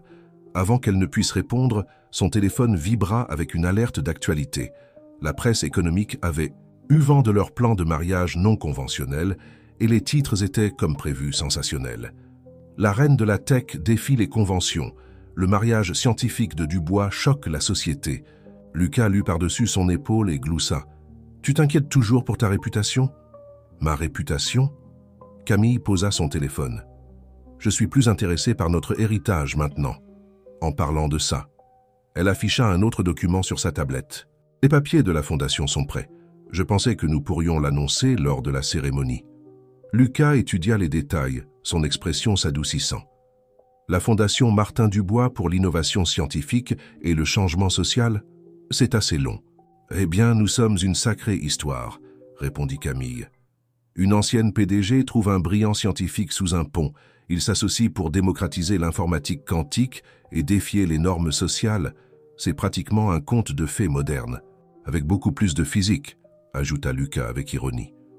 Leur rire fut interrompu par l'assistante de Camille, annonçant une visite inattendue. Claire Bernard fit son entrée dans le bureau, toujours élégante, mais moins intimidante qu'elle ne l'avait paru lors de l'inauguration de la galerie. « Je viens de déjeuner avec Élodie Chen », annonça Claire sans préambule. Elle traverse ce que je ne peux décrire que comme une crise existentielle à propos de vos projets de mariage. « Claire », commença Camille, mais la femme plus âgée leva une main. « Laissez-moi finir. J'ai assisté à plus de mariages mondains que je ne peux en compter. Ils sont tous les mêmes, parfaits, polis et totalement oubliables. Mais ça, elle désigna les plans holographiques. C'est révolutionnaire, et je veux aider. » Camille et Lucas échangèrent des regards surpris. « Aider comment ?» demanda prudemment Lucas. « La galerie Bernard possède l'une des plus belles collections d'art liées à la science du pays, » déclara Claire, s'enflammant pour son sujet. « Des œuvres qui explorent l'intersection entre l'art, la science et le potentiel humain. Je veux les prêter pour votre cérémonie. » Ce fut au tour de Camille de s'affaisser dans un fauteuil, touchée par ce soutien inattendu. « Claire, c'est incroyablement généreux. »« Ah non !» corrigea la propriétaire de la galerie. « C'est incroyablement nécessaire. Ce que vous faites tous les deux, défier les conventions, fusionner des mondes, montrer que la vraie valeur ne réside pas dans le statut social, c'est exactement ce que le monde de l'art devrait soutenir. » Alors que Claire exposait ses idées, Camille observa Lucas discuter avec elle des principes mathématiques dans diverses œuvres d'art. Le voir discuter avec assurance de l'expressionnisme, abstrait avec l'une des plus grandes marchandes d'art de Paris, tout en ajustant des calculs quantiques sur sa tablette, la fit sourire. Ce n'était pas la transformation qu'elle avait initialement prévue. C'était quelque chose de bien plus profond, une transformation non seulement de deux personnes, mais aussi du monde qu'elles habitaient. Et alors que les plans de leur mariage non conventionnel prenaient forme, Camille réalisa que parfois, les plus belles transformations viennent de l'abandon de nos préconceptions sur ce que la perfection devrait être. La veille du mariage, Le palais de la découverte bruissait d'activité. Des ouvriers se déplaçaient discrètement dans l'espace, installant les œuvres d'art de Claire, tandis que des techniciens calibraient les visualisations du champ quantique qui servirait de toile de fond à la cérémonie. Mais dans la salle d'exposition principale, Camille et Lucas étaient assis seuls, entourés par la douce lueur des équations dansant dans l'air autour d'eux. « Tu te souviens de ce que tu as dit cette première nuit ?» demanda Lucas, observant une formule particulièrement complexe tournoyer au-dessus d'eux. « À propos de me transformer en quelqu'un digne de ton monde. » Camille s'appuya contre lui, leur reflet visible dans le sol poli. « J'étais si arrogante, » admit-elle, là aussi sûre de savoir ce que « digne » signifiait. « Et maintenant ?» « Maintenant, je comprends que la dignité ne consiste pas à s'intégrer dans le monde de quelqu'un d'autre, c'est avoir le courage de créer le sien. » Elle se tourna vers lui. « C'est toi qui m'as appris ça. » Lucas sourit, tendant la main pour ajuster l'une des équations flottantes. « En fait, je crois que nous nous sommes appris mutuellement. Tu m'as redonné ma voix quand j'en avais le plus besoin. Car tu ne t'attendais pas à ce que je l'utilise pour remettre en question tout ce que tu pensais savoir. » « Remettre en question ?» Camille rit doucement. « Tu l'as complètement révolutionné. As-tu vu les dernières projections? Pour l'initiative de calcul quantique open source, 10 000 téléchargements du framework de base dès la première semaine, acquiesça Lucas. Des équipes de recherche de 47 pays collaborant déjà sur des applications. C'est plus que je n'aurais jamais osé espérer. » Leur conversation fut interrompue par un léger carillon provenant du téléphone de Camille. C'était un message de Pierre Laurent. Réunion du conseil d'administration terminée. Approbation unanime pour le financement initial de la Fondation Martin Dubois. Vous avez vraiment réussi. Vous avez tout changé. Camille montra le message à Lucas, observant ses yeux s'illuminer de cette passion familière qui l'avait attiré vers lui. Nous devrions ajouter la directrice du refuge au conseil d'administration de la Fondation, suggéra-t-il. Elle comprend mieux que quiconque ce dont les gens ont besoin pour transformer leur vie. Déjà fait, répondit Camille. Avec le docteur Lefebvre et Claire, nous avons besoin de perspectives de tous les horizons, pas seulement du monde des affaires. Ils restèrent un moment dans un silence confortable, regardant les visualisations quantiques danser autour d'eux. Demain, cet espace serait rempli d'un mélange inédit d'invités. Des lauréats du Nobel côtoyant des résidents de refuge, des dirigeants d'entreprises discutant avec des étudiants, des artistes échangeant avec des scientifiques. Sophie détesterait tout cela, murmura Camille, pensant à son ancienne amie. Probablement, admit Lucas, mais c'est bien le but, non? Briser les barrières entre les mondes, montrer que la vraie valeur ne réside pas dans le statut social ou le pouvoir des entreprises. Camille se leva et se dirigea vers l'une des installations de Claire, une immense toile qui semblait capturer l'essence même de l'intrication quantique dans un tourbillon de couleurs et des motifs géométriques précis. Tu sais, ce qui est drôle, il y a un mois, je n'aurais rien compris à cette œuvre. Je l'aurais vue comme un simple symbole de statut à acquérir. Et maintenant, je vois les mathématiques dans le chaos, la beauté dans l'incertitude. Elle se retourna vers lui. Tout comme je vois la perfection dans notre histoire imparfaite. Lucas la rejoignit devant l'œuvre, sa main trouvant naturellement la sienne. En parlant de notre histoire, j'ai quelque chose à te montrer. Il la guida vers une petite installation nichée dans un coin de la salle. C'était une installation simple, juste un banc comme celui sur lequel elle l'avait trouvé, avec son livre de physique quantique posé soigneusement dessus. Au-dessus, des équations flottèrent dans l'air, racontant l'histoire de leur découverte dans une poésie mathématique élégante. « J'ai fait ajouter cela à l'exposition permanente », expliqua-t-il. « Un rappel que la transformation peut commencer dans les endroits les plus inattendus. » Camille sentit les larmes menacer sa parfaite contenance. « Tu as gardé le livre ?»« Bien sûr, » répondit Lucas avec un sourire. « Il fait partie de notre histoire. La brillante PDG qui pensait pouvoir transformer un physicien quantique en gentleman de la haute société pour finalement se retrouver transformée elle-même. »« Nous devrions écrire cette histoire un jour, » murmura Camille, bien que personne n'y croirait. « Ils n'ont pas besoin d'y croire, » répliqua Lucas. « Nous la vivons. Et demain, nous la partagerons avec le monde. » Leur moment fut interrompu par l'arrivée de l'équipe de sécurité de nuit, faisant sa dernière ronde avant la fermeture. Camille et Lucas rassemblèrent leurs affaires, se préparant à partir séparément, une tradition qu'ils avaient décidé de conserver. À l'entrée, Camille s'arrêta, jetant un dernier regard à l'espace transformé. Les visualisations du champ quantique projetaient des motifs éthérés sur les œuvres de Claire, créant quelque chose de totalement nouveau et magnifique. Tout comme leur relation avait donné naissance à quelque chose qu'aucun d'eux n'aurait pu imaginer cette nuit sous le pont. « À demain, docteur Martin, dit-elle doucement. « À demain, mademoiselle Dubois, répondit-il avec ce sourire éclatant, quand nous montrerons au monde à quoi ressemble une véritable transformation. » Alors qu'ils se séparaient pour leur dernière nuit en tant qu'individus distincts, Camille pensa à la femme qu'elle était il y a à peine un mois. La femme qui croyait pouvoir tout contrôler, qui mesurait la valeur par le statut social et la valeur marchande. Cette femme n'aurait jamais compris la beauté de ce qu'ils avaient créé ensemble. Mais après tout, n'était-ce pas le but de la transformation? Devenir quelque chose, ou quelqu'un que l'on ne savait pas pouvoir être. Le palais de la découverte n'avait jamais rien vu de tel. L'espace d'exposition de physique quantique avait été transformé en une fusion époustouflante de science et de célébration. Des équations holographiques dansaient dans les airs comme des lucioles cosmiques, tandis que les œuvres soigneusement sélectionnées par Claire créaient un fond à couper le souffle, mêlant l'abstrait aux mathématiques. Les invités affluaient, tissant une tapisserie sociale sans précédent. Des lauréats du prix Nobel discutaient avec animation avec des résidents de foyers d'hébergement sur l'impact potentiel de l'informatique quantique sur la société.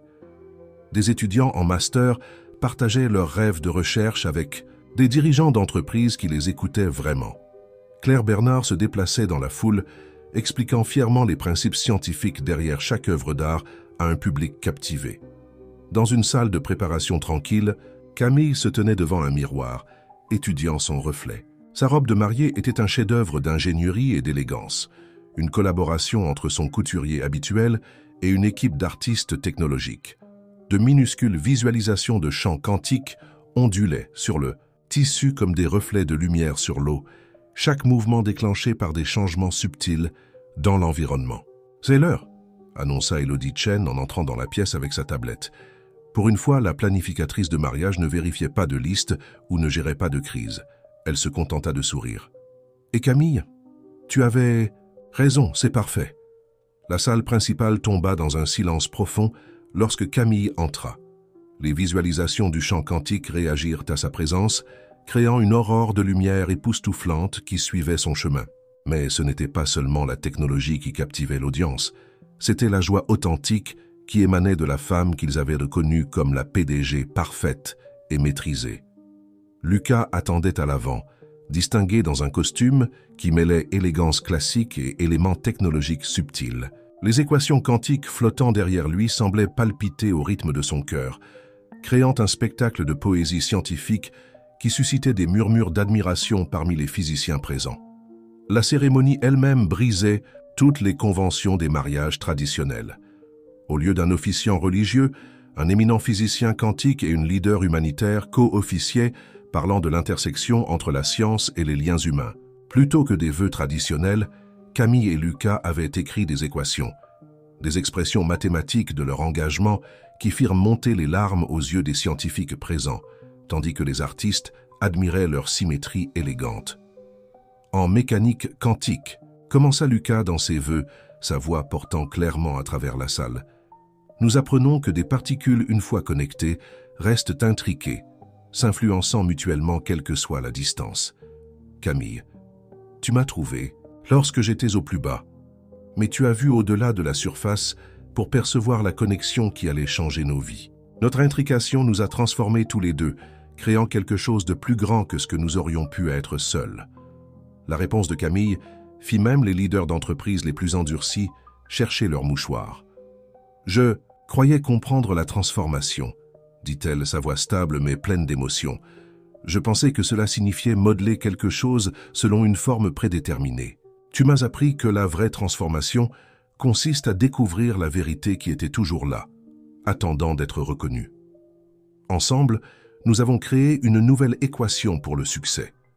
Une qui mesure la valeur non pas en part de marché, mais en vie changée et en frontières brisées. Les visualisations du champ quantique atteignirent un crescendo alors qu'ils échangèrent leurs alliances, chacune incrustée de minuscules capteurs qui les maintiendraient connectés à leur découverte commune. L'affichage au-dessus d'eux forma une représentation mathématique parfaite de l'infini des possibilités, un symbole de leur union unique. Alors que la célébration commençait, les frontières entre les mondes sociaux continuaient de s'estomper. Un résident d'un refuge partagea son histoire de résilience avec un groupe de socialites captivés. Un jeune étudiant expliqua avec enthousiasme ses idées de recherche aux membres du conseil d'administration de Camille, qui sortaient déjà leur carte de visite. Les démonstrations d'informatique quantique attirèrent des foules de curieux, avec Lucas et son équipe de scientifiques expliquant patiemment les concepts en termes accessibles. Pierre Laurent trouva Camille pendant la réception, son masque d'homme d'affaires habituel adouci par une émotion sincère. « Je ne comprenais pas avant, » admit-il. « Quand tu as commencé à tout changer, la direction de l'entreprise, les structures traditionnelles, ce mariage, je pensais que tu t'étais égaré. Mais en voyant cela, en voyant ces mondes se rencontrer, je comprends enfin. Ce n'est pas juste un mariage, c'est un plan pour l'avenir. » Camille sourit, observant Lucas échanger avec un groupe de jeunes d'un refuge, sa passion pour la science illuminant leur visage de possibilités. « L'avenir ne consiste pas à maintenir des barrières, » dit-elle doucement. « Il s'agit de les briser et de voir ce qui pousse dans les espaces entre elles. » Les visualisations du champ quantique continuaient leur danse au-dessus de la célébration, créant des motifs qui semblaient représenter l'essence même de la transformation. Les photographes de mariage traditionnels eurent du mal à capturer cette combinaison inédite de merveilles technologiques et de connexions humaines, tandis que les artistes présents remplissaient rapidement leur carnet de croquis d'interprétations inspirées. Claire Bernard apparut aux côtés de Camille, regardant un autre groupe de visiteurs découvrir l'installation avec le banc et le livre de physique quantique. « Tu sais, » dit-elle pensivement, « en toutes mes années dans le monde de l'art, je n'ai jamais rien vu de tel. Tu as créé quelque chose de totalement nouveau, pas seulement dans ta relation, mais dans la façon dont nous pensons la célébration, le succès et ce qui est possible lorsque nous lâchons nos préconceptions. » Camille regarda autour d'elle l'intersection vibrante des mondes qu'ils avaient créés. Science et art, richesse et compassion, innovation et tradition, coexistant dans une harmonie parfaite et chaotique. « C'est exactement ce que la transformation devrait être, » répondit-elle. « Pas de tout laisser derrière, mais de trouver de nouvelles façons de tout rassembler. » Un mois après le mariage qui avait redéfini les attentes sociales, Camille et Lucas se tenaient ensemble sur une scène très différente. L'auditorium de l'école polytechnique était rempli d'étudiants, de chercheurs et de représentants des médias, tous impatients d'assister au lancement officiel de la première initiative de la Fondation Martin Dubois. Le programme Accès Quantique, annonça Lucas à la foule assemblée, offrira des ressources informatiques avancées et des opportunités éducatives aux communautés traditionnellement exclues des avancées scientifiques. Mais plus que cela, il représente une nouvelle façon de penser l'innovation, une approche qui privilégie la collaboration plutôt que la compétition, l'impact plutôt que le profit. Camille s'avança, sa présence aussi imposante que jamais, mais d'une manière plus accessible. Chaque personne dans cette salle a le potentiel de changer le monde, s'adressa-t-elle directement aux étudiants. Parfois, il suffit qu'une seule personne croie en ce potentiel pour amorcer une transformation dont les effets dépassent tout ce que nous pourrions imaginer. Les écrans de présentation derrière eux affichaient des données en temps réel provenant de leur réseau d'informatique quantique, désormais accessible à des chercheurs et des étudiants du monde entier. Chaque point de lumière représentait une nouvelle possibilité, une barrière brisée, un esprit ouvert à de nouveaux horizons. Après la présentation, ils se dirigèrent vers un endroit familier du campus, le bâtiment de physique où Lucas avait autrefois enseigné. Une plaque était en cours d'installation, berceau du projet Cohérence quantique original, où la vision scientifique rencontre le changement social. « C'est étrange d'être de retour ici, » murmura Lucas, passant sa main le long du mur, de briques usées. « Mais je suppose que tout est différent maintenant. » Camille observa un groupe d'étudiants passer en hâte, leur discussion animée sur l'informatique quantique se mêlant à des rêves de changer le monde. « Pas tout, » dit-elle. « La passion pour la découverte est toujours la même. Nous avons simplement trouvé une meilleure façon de la partager. » Leur prochaine étape était peut-être la plus significative, le refuge près du pont, où ils s'étaient rencontrés pour la première fois. Mais maintenant, le refuge avait été transformé, abritant le premier centre d'apprentissage quantique. À l'intérieur, les résidents travaillaient sur des ordinateurs de pointe, participant à des cours en ligne et à des projets de recherche. La responsable du refuge les accueillit chaleureusement.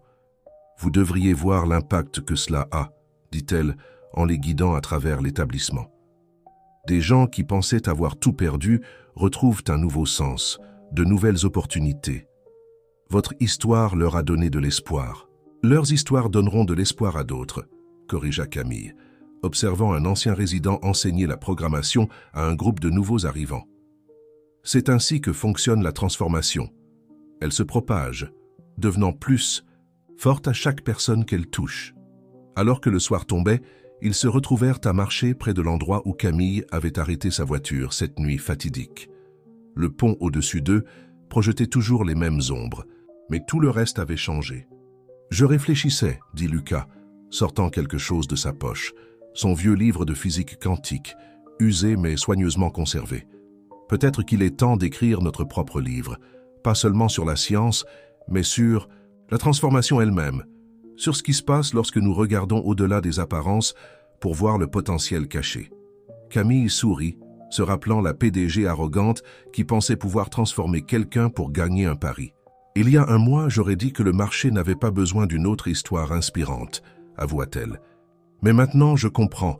Chaque histoire de transformation authentique crée des possibilités pour quelqu'un d'autre. » Ils continuèrent leur promenade, passant devant le tout nouveau campus de recherche Technova, où l'innovation d'entreprise allait désormais de pair avec l'accès public et l'éducation.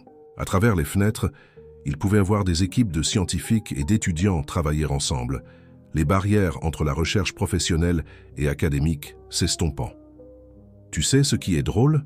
dit Lucas en observant le travail collaboratif en cours. « Le défi de Sophie était censé me transformer en quelqu'un digne de ton monde. Au lieu de cela, nous avons transformé le monde lui-même, » acheva Camille. « Rendre cela digne du potentiel de chacun. » Leurs téléphones vibrèrent simultanément. Davantage d'universités rejoignant le réseau d'accès quantique, davantage de découvertes partagées, davantage de vies transformées. La transformation qu'ils avaient initiée prenait désormais son propre élan, dépassant tout ce qu'ils pouvaient contrôler. Mais c'était là toute sa beauté. Ils avaient appris que le vrai changement ne vient pas du contrôle. Il vient du lâcher-prise, de la croyance en la possibilité, de la capacité à voir le potentiel extraordinaire dans les moments ordinaires. Alors qu'ils se tenaient là, regardant le soleil se coucher sur leur ville transformée, Camille pensa à la femme qu'elle était quelques mois auparavant, celle qui mesurait le succès en termes de marge bénéficiaire et de statut social, qui pensait que la transformation consistait à modeler les autres pour qu'ils s'adaptent à son monde. Cette femme n'aurait jamais pu imaginer ce futur, un monde où le succès se mesurait en vies changées, où l'innovation signifiait abattre des barrières plutôt que de les ériger, où l'amour consistait à voir le potentiel brillant chez quelqu'un et à l'aider à le partager avec le monde. « Prête pour la suite ?» demanda Lucas en lui serrant la main. Camille regarda leurs doigts entrelacés, les bagues qui les reliaient à leur découverte commune, la ville devenue un laboratoire de transformation sociale et scientifique. « Avec toi ?» sourit-elle. « Toujours. » Car c'était la plus grande leçon qu'ils avaient apprise. La vraie transformation n'est pas un objectif à atteindre.